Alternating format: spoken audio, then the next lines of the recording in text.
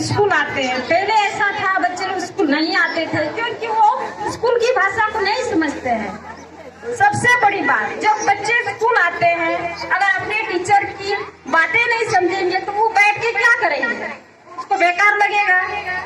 वो शिक्षक क्या पूछेंगे वो भी नहीं समझेंगे और बच्चे जो भाषा बोलेंगे वो शिक्षक भी नहीं समझेंगे।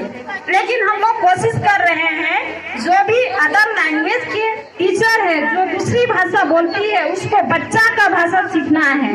और ये हमारा नियम, हमारा अधिनियम भी बता रहा है बच्चे को बच्चों की भाषा में शिक्षा देना है ना सर। तो इस तरह से हमारा जो कार्य क्षेत्र है बहुत आगे बढ़ गए हैं। उनके माता पिता को भी समझ में आ गया है कि शिक्षा कितनी जरूरत है, कितनी जरूरत है। बिना शिक्षा के, बिना शिक्षित के हम आगे नहीं बढ़ सकते हैं। और शिक्षा को हम कैसे आगे बढ़ा सकते हैं, उसके लिए हमको सबसे पहले महिला को आगे होना है। महिला सशक्तिकरण, नारी सशक्तिकरण, सुने हैं आप लोग, सुने हैं? हाँ, नारी को सशक्त बनना है। जब तक आप आगे नहीं बढ़िएगा, सशक्त नहीं होइएगा, मजबूत नहीं होइएगा तो आपके बच्चे का दस रहेंगे। इसके लिए एक माँ ही एक परिवार का सब कुछ है। अगर चाहे तो एक माँ अपना परिवार को स्वर्ग बना सकते हैं, अगर चाहे तो अपना परिवार को नरक बना सकते हैं। वो पिता के हाथ में नहीं है, ये माता जी के हाथ में है कि नहीं माते लोग? है। हाँ, तो आप कोशिश कीजिए, आप जागरूक होइए। हम लोग जब उठते हैं, उठ के अपने बच्चे को सबसे पहले काम में लगा देते हैं। आप कोशिश कीजिए, आप अपने बच्चे को स्कूल भेजने के लिए, और सबसे ज्यादा बालिका को। बहुत बार हम सोचते हैं लड़की बच्ची है तो इसको पढ़ा लिखा के क्या फायदा, ये तो आखिर जाएगी दूसरे घर जाएगी, क्यों ये सोचते हैं। और पढ़ेगी भी तो पढ़ लिख के क्या करेगी, चूल्हा चौका ही करना है उसको। ये आपकी बुरी सोच है, आप अपनी सोच बदलिए, क्योंकि अभी बहुत आगे बढ़ गया है। बहुत लोग पढ़ लिख के क्या क्या नहीं बन रहे हैं लड़की लोग। तो आप ही आगे बढ़ा सकते हैं अपने परिवार को, अपने घर को सुधार सकते हैं, अपने समाज को आगे बढ़ा सकते हैं। आप कोशिश कीजिए और मैं उम्मीद करती हूँ कि आप यहाँ आके, इस कार्यक्रम में आके बहुत कुछ अपने दिमाग में रख लीजिए और अपनी सोच बदलिए। आप अंधविश्वास में विश्वास मत, जो पहले से आते आ रहा है क्या लड़का को ही पढ़ाता है, ये मत सोचिए।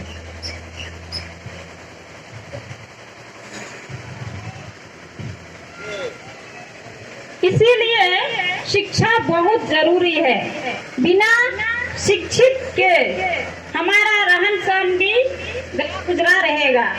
आप शिक्षित होइएगा, आप साक्षर होइएगा, आपका रहन सहन, चाल व्यवहार सब कुछ हटके रहेगा।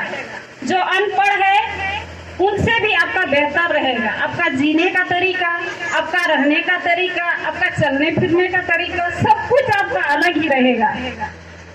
क्योंकि आप जो बच्चे पढ़ते हैं स्कूल में यही सब पढ़ते हैं, समाज में कैसे रहना है, एक दूसरे के साथ कैसे व्यवहार करना है, और पढ़ लिख के ही वो अच्छा संस्कार पाते हैं।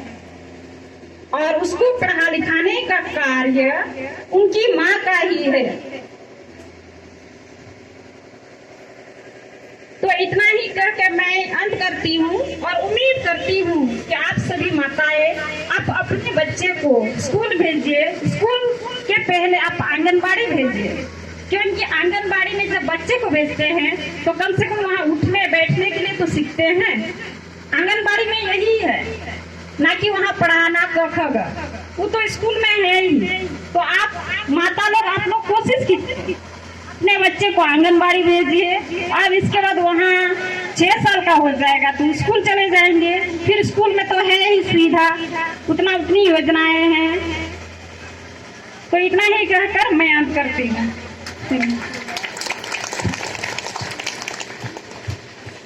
बहुत बहुत धन्यवाद अग्नेश जी को। और बहुत ही सुंदर बातें रखने के लिए मैं उनको बहुत बहुत धन्यवाद देता हूँ, और एक बार जोरदार से तालियां बजाएं।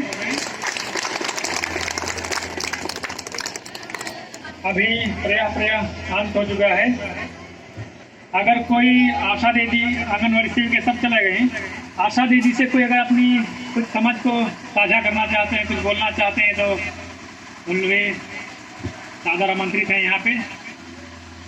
वे बोलना चाहते हो तो आए।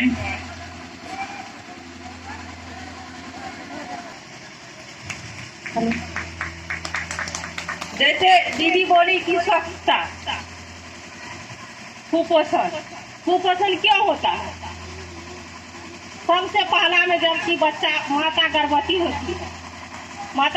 होती है, उसके बाद क्या होता है, उसका खान पान सही से नहीं होता है, सही से इलाज नहीं कर पाती है। जैसे कि शादी का उम्र है तो 18 लड़की का, लड़का की थी, जब मैं 10 में ही साल से जो लड़की होता है किशोरी, उसको मेंस स्टार्ट होता है। उस मेंस हुआ तो सोचता है मेरी बेटी बहुत बड़ी हो गई, अब इसको हम नहीं रखेंगे तो मेरा घर परिवार में कोई प्रॉब्लम खड़ा करेगी। ऐसा नहीं सोचना चाहिए। जैसे कि उसका बच्चा कमजोर रहता है, 12 और 13 के बीच में उसको शादी किया देता है। शादी करने के बाद क्या होता है, उसको रहने देता है उसका पति, उसको अपना घर ले जाता है। उसके बाद क्या होता है, जल्दी से ससुराल में जाने के बाद वो माँ बन जाती है। सास भी चाहती है कि हमें जल्दी एक पोता आ जाए, और उसका माँ भी चाहती है जल्दी से एक नाती आ जाए। ऐसा सोच नहीं रखना चाहिए। उसके बाद जो बच्चा कमजोर में बच्चा गर्भवती धारण होता है, उसको सही से इलाज नहीं होता, उसका खान पान नहीं होता है, इसलिए क्या होता है, वो बच्चा होने से क्या होता है, कमजोर होता है, विकलांग भी होता है, सुस्त रहता है, कभी कभी वो बच्चा गिर भी सकता है।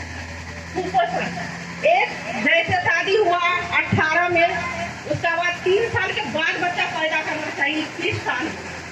उससे क्या होता है, सारा जो उसका कंप्लीट होता है, उसके गर्भवती होने के कारण क्या हुआ, जब 2 महीना हो गया उसको अभी टीटी का लगाना चाहिए, फिर दूसरा लगवाना चाहिए तीसरे महीना, यदि नहीं लगाएगी दूसरा महीना तो तीसरा महीना में जरूर लगवाना चाहिए।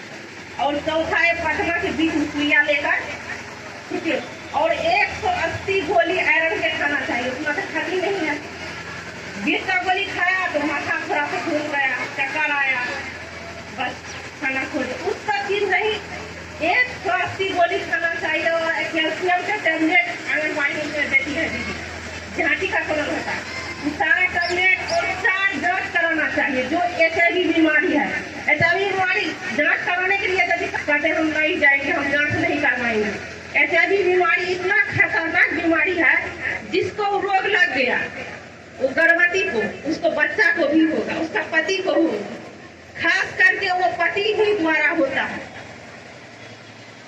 3 चीज से होता है, एक सुई लेने से, जैसे एक सुई धोखा दूसरा का दूसरे सुई उसको धोख दिया, और एक ब्लड चढ़ाने से, एक दूसरे के साथ संबंध बनाने से, ये सब चीज साधन है। यदि जांच करा के भी पता चलता है मेरा बच्चा स्वस्थ है, हमको बीमारी नहीं है।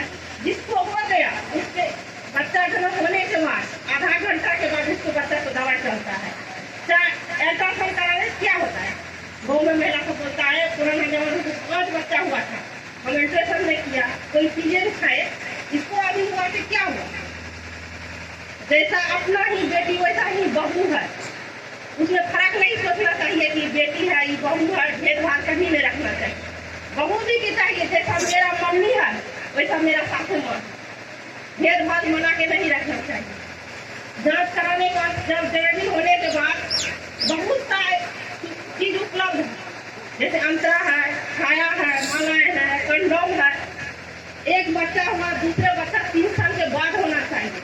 उस पर क्या हुआ, सारा बच्चा घर में पैदा हुआ, बच्चा को जन्म प्रमाण पत्र नहीं बना, बोलता है हमारे जमाने में तो बच्चा 5 घरे पैदा होता है, हम कहे जाएंगे हॉस्पिटल, हॉस्पिटल किस लिए बना, यदि कि हमको ब्लड नहीं है, जैसे मान लिया पेशेंट घर में बच्चा होगा तो थोड़ा थोड़ा होगा, किसी का बच्चा उल्टा होगा, घर में रखेगा, कोई झोला छाप डॉक्टर से दवाई दिलाए, उसको बच्चा होगा, फंस जाएगा, क्या होगा, उसका मृत्यु हो सकता है।